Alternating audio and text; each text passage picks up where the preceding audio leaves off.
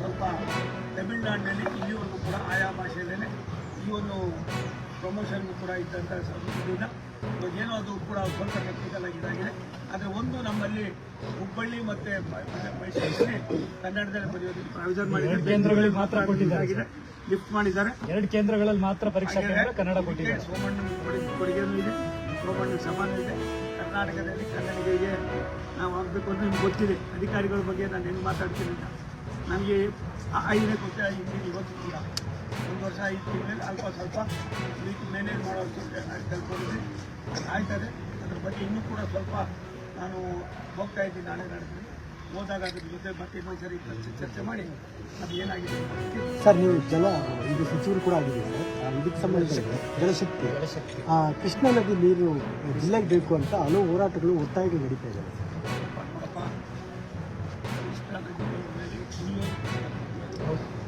ನಾವು ಇನ್ನೊಂದು ಕಡೆ ಅಪ್ಪರ್ ಭದ್ರ ಪ್ರಧಾನಿಗಳು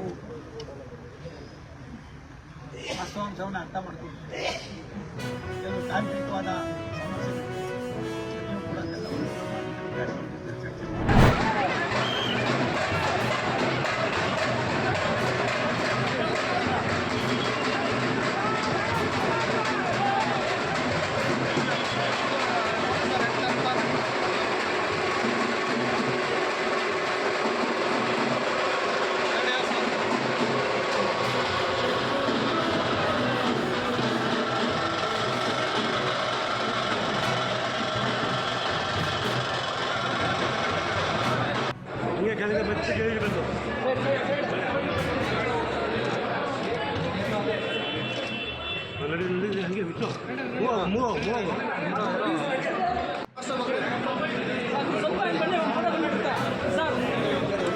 ಸ್ವಲ್ಪ ಆ ಕಡೆ ಹೋಗಿ ಮಹೇಶ್, ಈ ಕಡೆ ಬಾ, ಇನ್ನು ಒಳಗಡೆ ಬಾ.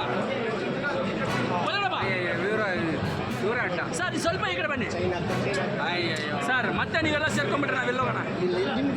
ಅಲ್ಲ, ಇವ್ರು ಸ್ವಲ್ಪ ಈ ಕಡೆ ಬರೋಕ್ಕೆ ಸ್ವಲ್ಪ ಅಡ್ಡ